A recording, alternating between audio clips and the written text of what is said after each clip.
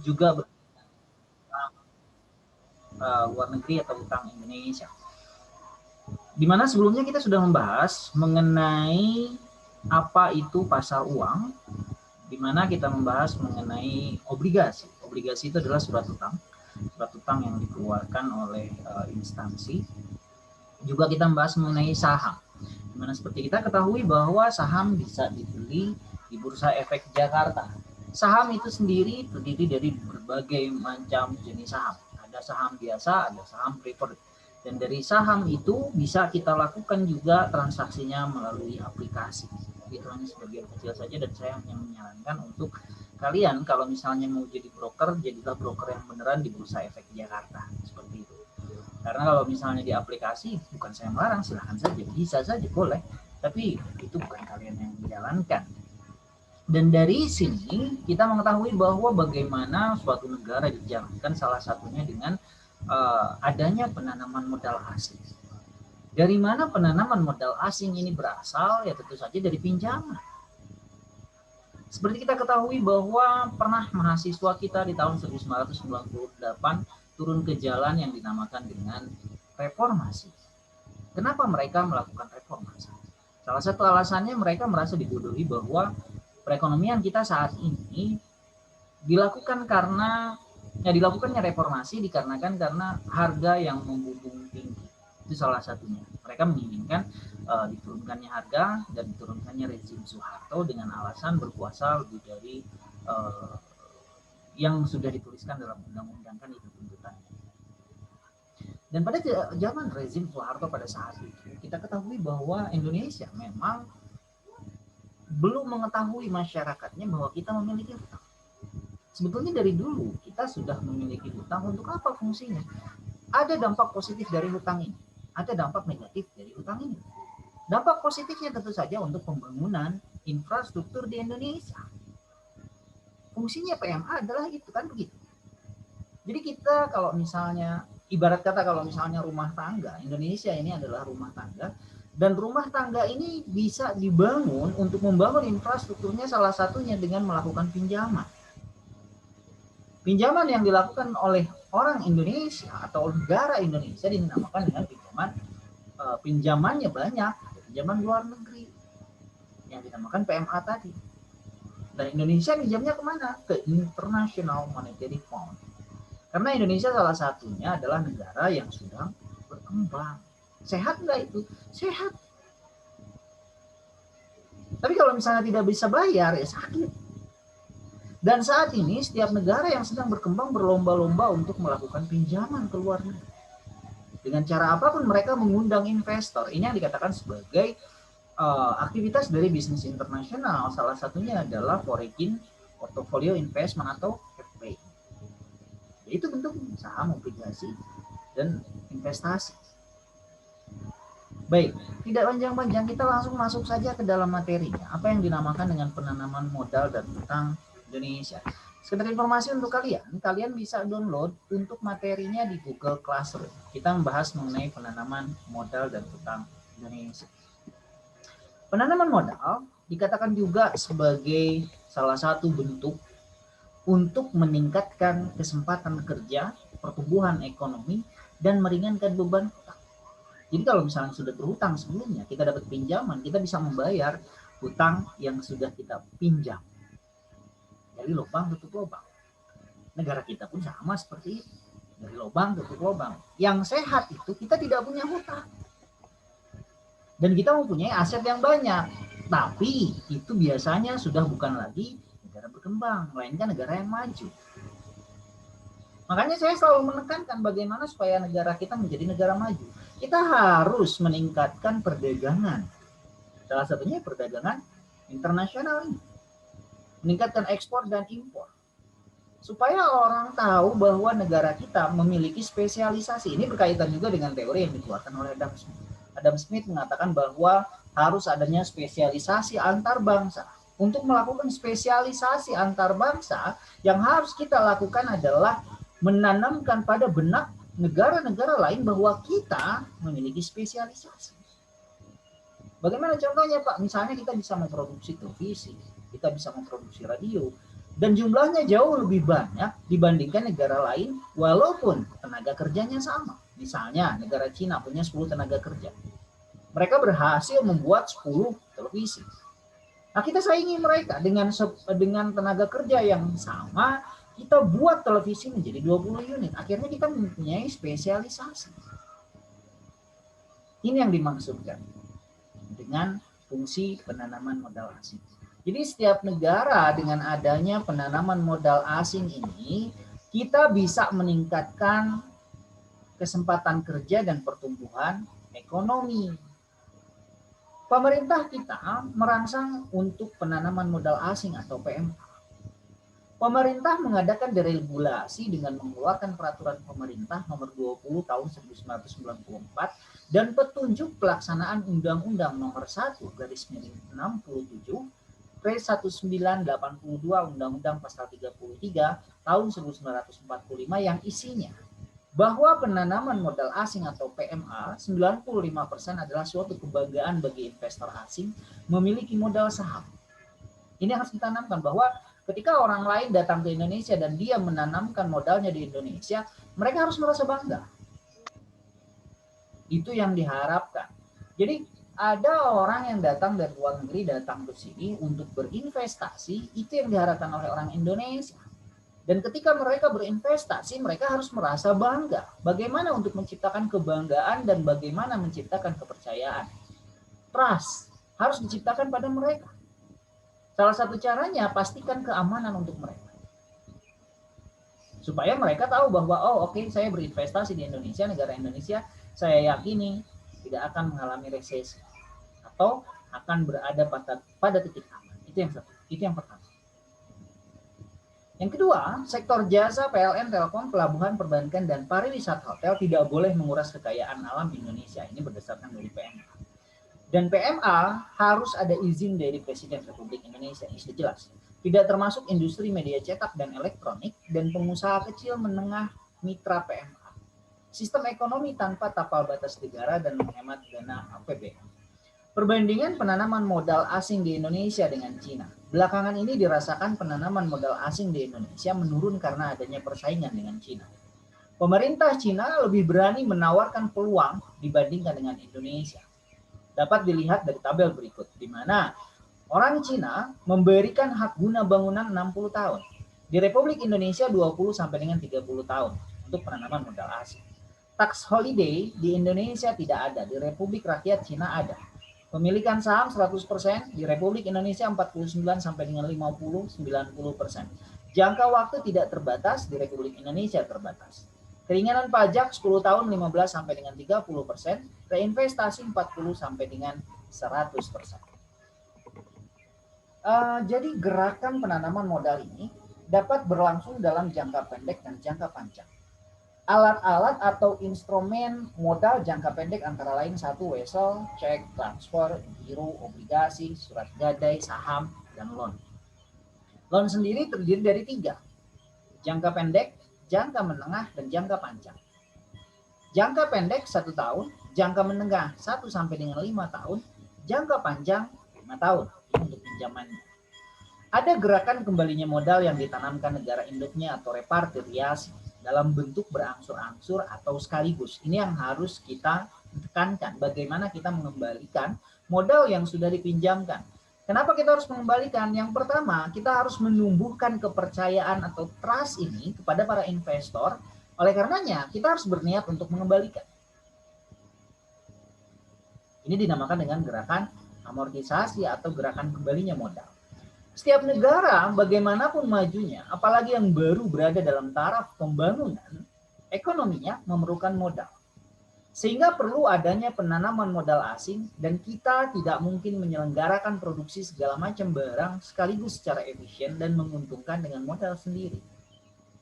Spesialisasi produk secara maksimal dalam menghasilkan barang-barang tertentu akan memberikan keuntungan yang lebih besar.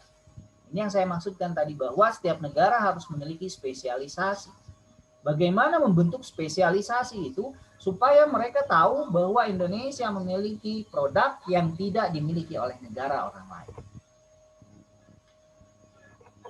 Kemudian dalam penanaman modal asing ini ini dibahas bagaimana penanaman modal asing bisa mempengaruhi perekonomian di Indonesia. Saya kutip dari Antara. Silahkan kalian lihat penjelasan yang berikut ini.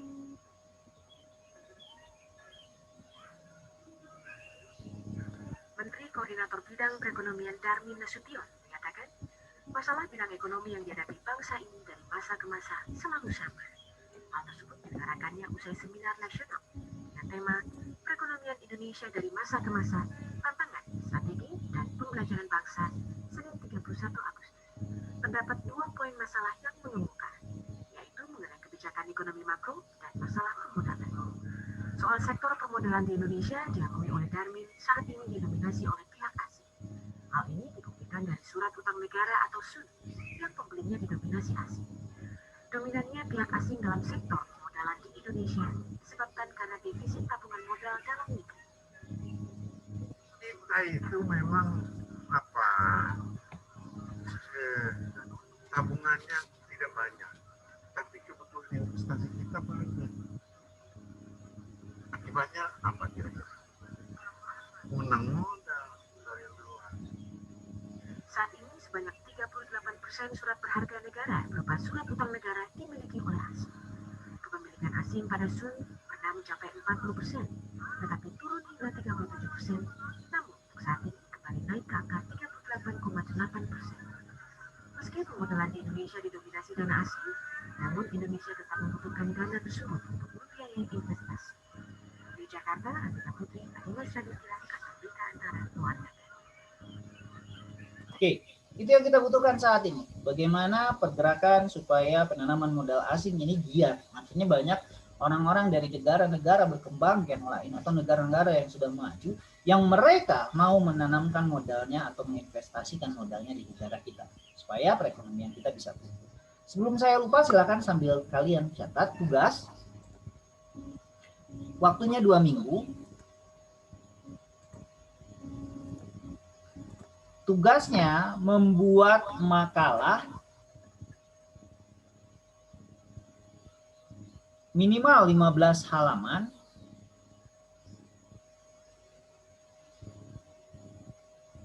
mengenai pinjaman Indonesia dan penanaman modal asing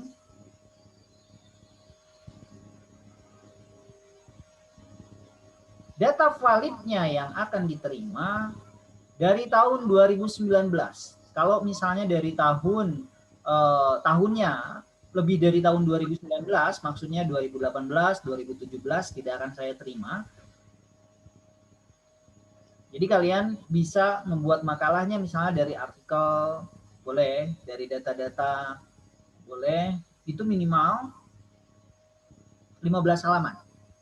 Kirimkan via email ke alamat email indra.der@gmail.com. Ya, saya ulangi, kalian membuat makalah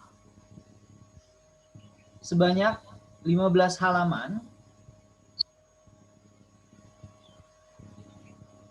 Datanya dari 2019 ke sini, 2019, 2020, 2021. Itu yang akan diterima. Mengenai apa? Mengenai penanaman modal asing atau PMA dan hutang Indonesia. Datanya harus data update. Dikumpulkan via email ke alamat email indra.der@gmail.com. Waktunya berapa lama? Waktunya 2 minggu dari sekarang. Saya lanjutkan lagi. Pinjaman luar negeri, setiap negara akan selalu berupaya meningkatkan dan memajukan kesejahteraan masyarakatnya melalui pembangunan. Pembangunan di negara maju lebih pesat dibandingkan dengan negara berkembang.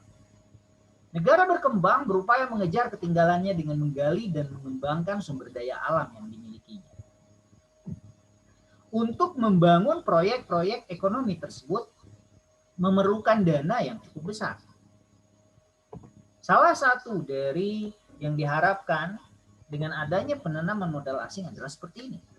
Salah satu kendala yang dihadapi negara berkembang dalam mengejar ketinggalannya adalah terbatasnya dana pembangunan. Untuk mengurangi tingkat keterbatasan pembangunan, ya itu yang kita kejar, PMA. Sumber-sumber dana yang diperoleh dari negara Dalam negeri seperti penerima pajak, bea masuk, cukai, dan lain-lain masih sangat terbatas. Dan belum mencukupi untuk pembiayaan pembangunan serta swasembada. Ini yang harus kita perhatikan dan bottleneck yang harus kita hadapi. Ini memang devisa negara kita ini didapatkan dari pejuang devisa seperti orang yang keluar negeri dan menukarkan uangnya. Itu salah satunya.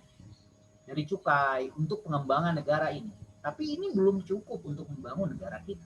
Oleh karena itu, terpaksa mencari bantuan dari luar negeri baik dalam bentuk granit maupun pinjaman lunak. Melalui lembaga keuangan internasional seperti Bank Dunia, IMF, IBRD, ADB, dan bank swasta lainnya. Pinjaman Indonesia, di mana Indonesia sebagai negara berkembang, menggiatkan ekspor komoditas untuk memperoleh dana devisa. Oleh karenanya negara kita dari setiap daerah, kepala daerah selalu mereka meningkatkan perdagangan melalui pendirian UMKM baru. Itu yang digalakan oleh pemerintah dari daerah masing-masing. Coba kalian perhatikan pergerakannya supaya setiap daerah mereka menumbuhkan UKM baru untuk mereka bisa menciptakan peluang kerja. Itu yang pertama. Yang kedua, bisa mengukuhkan perekonomian. Makanya saya selalu bilang dari kita untuk kita pada kita. Jadi kalau misalnya kita ingin memajukan perekonomian suatu negara, maka bangun pertumbuhan ekonomi itu bisa dibangun dari banyaknya para pengusaha-pengusaha lokal yang baru. Pengusaha-pengusaha yang akan menumbuhkan perekonomian. Indonesia sebagai salah satu negara berkembang saat ini melakukan pembangunan jangka panjang, memerlukan sumber dana yang cukup besar dan berkelanjutan. Sejak tahun 1967, Indonesia telah memanfaatkan pinjaman dari Konsorsium International Governmental Group on Indonesia atau disingkat IGI, yang anggotanya terdiri atas negara-negara maju seperti United States of America, negara Eropa, Kanada, Jepang, dan lainnya, dikoordinir oleh pemerintah Belanda. Setiap tahun Indonesia memperoleh pinjaman lunak jangka panjang melalui IGI hingga tahun 1993. Kemudian semenjak 1994 Indonesia telah memutuskan hubungan dengan IGI dan diganti oleh lembaga baru, yakni Consultative Group on Indonesia, disingkat CGI, yang berlangsung dan dikoordinir oleh Bank Dunia di bawah PBB, IMF tadi. Jumlah hutang dan pinjaman luar negeri Indonesia sampai dengan tahun 1996 dikirakan 100 miliar US dollar. Jumlah pinjaman tersebut hampir 45% pinjaman swasta dan 55% sektor pemerintah. Indonesia telah berhasil memanfaatkan pinjaman tersebut untuk memacu pembangunan ekonomi dan mendorong pertumbuhan ekonomi yang cukup tinggi. Menurut pengakuan dan pernyataan Bank Dunia bahwa Indonesia telah sukses menggunakan pinjaman luar negeri untuk membangun sektor produktif. Saat ini bisa terlihat MRT salah satunya. Untuk membangun infrastruktur, banyak jalan tol baru yang dibangun. Meskipun pinjaman luar negeri hanya memerlukan unsur pelengkap dan diharapkan tidak lebih dari 20% dari jumlah kebutuhan pembangunan. Diterapkan dalam GBHN bahwa pinjaman luar negeri hanya 20%. Hal ini ada hubungannya dengan kemampuan pengembalian cicilan hutang atau dikatakan sebagai debt service ratio. Ada kalanya debt service ratio Indonesia lebih besar dari yang normal. Ditetapkan oleh IMF 30% pada tahun 1993. Hal ini banyak bergantung pada volume dan nilai ekspor Indonesia. Debt service ratio normal itu 20% dari jumlah pinjaman. Ya. Lalu bagaimana cara menghitung untuk debt service ratio? Debt service ratio adalah perbandingan antara pembayaran bunga dengan cicilan hutang luar negeri dengan jumlah penerimaan devisa ekspor. Jadi, debt service ratio sama dengan jumlah perolehan devisa ekspor dibagi dengan cicilan dan bunga pinjaman dikali 100%. Contoh, jumlah perolehan devisa tahun 1993 migas dan non-migas sebesar 28 miliar US dollar. Cicilan dan bunga pinjaman 7 miliar. Maka 28 miliar US dollar dibagi dengan 7 miliar jumlah pinjamannya dikali dengan 100%. Maka didapatkan angka 4%. Kalian hanya tinggal mengingat DSR atau jumlah debt service ratio sama dengan Jumlah perolehan devisa ekspor dibagi dengan cicilan dan bunga pinjaman dikali 100%. Untuk membantu negara berkembang, negara-negara non-blok memutuskan untuk pengampunan hutang bagi negara klasifikasi negara donor. Mana klasifikasi negara donor? Yang pertama, yang kurang miskin, yang sangat miskin. Ini akan dibantu oleh mereka. Lalu bagaimana menurut Menteri Keuangan Sri Mulyani mengenai perekonomian Indonesia saat ini? Kalian boleh melihat tampilan berikut ini.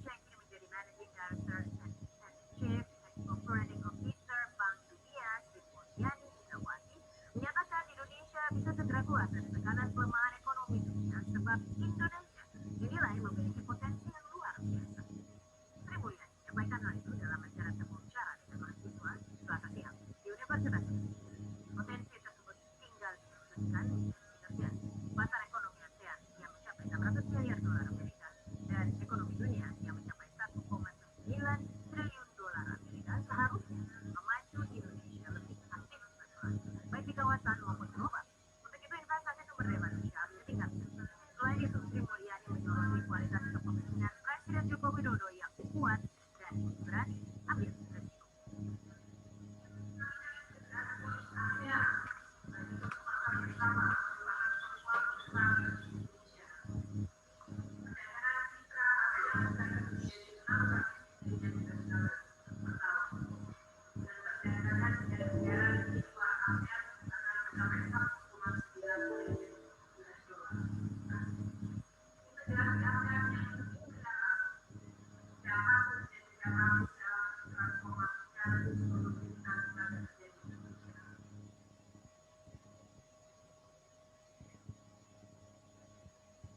Itu yang dikatakan oleh Ibu Sri Mulyani sebagai menteri, namanya belakangnya ada Indranya, Indra Mulyawati. Nah, oleh karenanya kita harus meningkatkan kerjasama bilateral yang akan dilakukan oleh Indonesia dengan negara-negara, bukan negara yang berkembang, melainkan negara yang maju. Supaya kita bisa mendapatkan investor-investor baru. Bank internasional tidak hanya penting fungsinya bagi pasar valuta asing dan transaksi arbitrase, tetapi mereka juga memainkan peran penting dalam mendanai operasional ekonomi internasional. Bertindak sebagai banker komersial maupun banker investasi, sebagai banker komersial mereka mendanai ekspor dan impor, menerima deposito, memberikan pinjaman modal kerja dan menawarkan jasa manajemen kas yang rumit bagi klien mereka. Sebagai banker investasi, mereka dapat peminjaman emisi atau underwriter, atau sebagai pemodal, pinjaman lokal, asing atau multinasional, dan broker yang memfasilitasi atau bahkan mendanai merger dan joint venture antara perusahaan asing dan domestik. Sistem perbankan internasional atau bank internasional utama terpusat dari bank-bank pasar uang besar yang bermarkas di pusat keuangan dunia Jepang, Amerika Serikat, dan Uni Eropa. Dengan negara-negara inilah harusnya kita bisa bekerja sama. Karena mereka sudah dikatakan sebagai negara adikuasa. Perekonomian mereka sudah lebih mapan. Tapi kalau misalnya melihat keadaan seperti sekarang ini, di mana kita sedang mengalami pandemi, sepertinya semua negara pun sama, mengalami krisis juga. Jadi jangan harap dengan keadaan saat ini, mereka bisa mengeluarkan modal dengan mudah. Kecuali ada agunan yang diagunkan oleh negara yang ingin meminjam ke negara-negara tersebut. Kalau kita tidak bisa bayar atau negara-negara lain pun sama yang tidak bisa membayar, ya yang terjadi adalah agunannya yang habis. Itu yang harus kita hati-hatikan. Bank ini terlibat dalam perniagaan internasional dalam skala global. Perbankan internasional dapat mengambil banyak bentuk. Pada awalnya, sebagian besar perbankan internasional dilakukan melalui hubungan korespondensi timbal balik antara bank yang berlokasi di negara yang berbeda. Hubungan bilateral itu seperti itu. Tapi kan saat ini, walaupun misalnya sedang pandemi dan kita tidak boleh bertemu, ya balik lagi korespondensi. Melalui email, melalui surat negara. Tapi ya yang mengetahui hal ini biasanya protokoler kenegaraan saja. Masyarakat umum jarang yang mengetahui hal seperti ini. Dari mana dana negara kita, apalagi di negara Indonesia sendiri masih banyak yang belum mengetahui hal ini. Kalau kakak kelas bukan kakak kelas, kalau misalnya di kami di reformasi tahun 1998 dulu tidak teriak, mungkin hal-hal seperti ini tidak akan pernah keluar. Ini hal yang tabu diketahui oleh masyarakat. Salah satu dari rahasia negara sebetulnya mengenai ini. Kalau sekarang ya sudah terbuka semuanya kan gitu. Dari mana kami kaum reformasi mengetahui kalau misalnya tidak ada yang membuka mengenai hal ini? Dan sampai sekarang akhirnya terbuka bahwa akhirnya terunut pinjamannya dari sana kan gitu. Hubungan korespondensi adalah hubungan agen di mana satu bank bertindak sebagai koresponden atau agen untuk bank lain di negara asal yang pertama dan sebaliknya. Bank internasional dan operasi luar negeri, mereka merupakan jasa perbankan seperti ketika mereka menukarkan mata uang atau cek perjalanan dari negara asal mereka dengan mata uang lokal. Meskipun pertukaran fisik dari mata uang kertas suatu negara dengan mata uang kertas lain merupakan bagian dari operasi perbankan internasional. Selain jasa perbankan komersial, sebagian besar bank internasional sekuritas besar seperti Nomura, Morgan Stanley, Gold State, Merrill Lynch, klien perusahaan mempekerjakan banker investasi untuk mengemas dan mencari pendanaan utang dan ekuitas jangka panjang, dan untuk mengatur merger akuisisi terhadap perusahaan domestik dan asing. Ini yang dilakukan oleh PMA atau penanaman modal asing untuk Indonesia. Dari apa yang kita bahas tadi, sebetulnya secara sistem dari pemerintahan kita, saya akan buka lagi yang tidak ada dalam slide itu sebetulnya, di mana perdagangan dan investasi internasional ini memang sudah dilakukan sejak lama. Perdagangan atau trade, pertukaran sukarela terhadap barang atau jasa atau aset antara suatu negara atau organisasi dengan orang lain.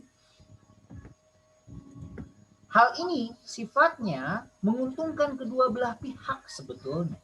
Kalau misalnya mereka bisa menjalankan sistem perekonomiannya dengan mengadakan penanaman modal asing bagi hasil dengan negara yang memberikan pinjaman. Dengan perdagangan dan penanaman modal asing ini bisa terjadi karena kedua belah pihak dan kebetulan mereka merasa bahwa mereka bisa mendapatkan keuntungan. Bagaimana mereka supaya mau menginvestasikan dananya sebagai investor atau sebagai pemodal? Ya ini yang saya bilang awal, bangun trust, bangun kepercayaan. Karena kalau misalnya negara-negara yang sudah berkembang, mereka tidak mau, maksud saya negara yang sudah maju, mereka tidak mau lagi menanamkan modalnya di negara kita. Ini yang harus kita hati-hatikan. Kenapa harus kita hati-hatikan? Kalau mereka sampai memusuhi negara kita, negara-negara yang lain sampai memusuhi negara kita, saya jamin negara kita ini tidak bisa berkembang. Karena sudah diputus. Salah satunya itu. Makanya kalau misalnya dalam skala lokal, saya selalu mewanti-wantikan pada calon nasabah kita, hati-hati ketika sudah berhubungan dengan pihak perbankan. Jangan sampai pihak perbankan ini kecewa. Ketika mereka kecewa, mereka memutus tali silaturahminya dan kita tidak bisa mendapatkan modal lagi, habis sudah. Kita tidak bisa mengembangkan perdagangan kita. Dan kita pasti juga akan kehilangan bagaimana untuk mereka menginvestasikan kalau yang terjadi ketika orang asing datang dimusuhi, ketika orang asing datang terjadi kerusuhan. Itu kan ngeri sekali kan. Itu yang dijaga. Kita harus menjaga iklim dari politik yang ada di negara kita. Makanya saya selalu wanti-wanti kalau hal-hal yang buruk yang terjadi, yang kalian ketahui misalnya dari negara kita, jangan di-share ke sosial media. Kenapa? Karena mereka kalau misalnya sudah tahu, oh ternyata Indonesia begini, mana ada yang mau menginvestasikan dananya di Indonesia. Sampai di sini, ada yang ingin ditanyakan dulu? Dari 274 juta jiwa bangsa Indonesia, kebayang kalau mereka semua mengupload status, mengupload keadaan politik Indonesia yang sedang carut marut misalnya. Di mana orang Indonesia selalu membuat kerusuhan, di mana orang Indonesia selalu hal-hal yang jelek itu jangan selalu diumbar, jangan selalu dikeluarkan ke hadapan publik. Karena ini bisa membentuk image di masyarakat internasional. Oke, saya akan mengambil gambar. Jangan lupa dikerjakan tugasnya. 2 minggu saya pikir waktu yang lama, dan dalam hitungan ketiga saya akan mengambil gambar kalian. 1, 2, 3. Sini ada 33 orang yang sudah hadir. Silahkan kalau ada yang ingin kalian tanyakan, saya memberikan waktu untuk sesi tanya jawab. Dan dengan saya mengambil gambar ini berarti pertemuan kita hari ini sudah selesai. Karena dengan adanya pengambilan gambar ini berarti kalian sudah mengikuti kelas saya, dan ini salah satu bentuk absensi, bukti absensi yang bisa saya laporkan ke pihak kampus. Sekali lagi kalau ada yang ingin ditanyakan, saya persilahkan. Karena sebentar lagi waktunya habis di sesi yang pertama ini.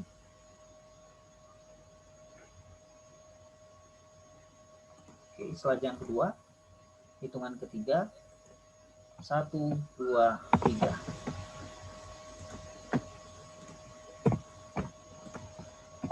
Ya, kalau tidak ada yang ditanyakan, pertemuan hari ini saya cukupkan sekian.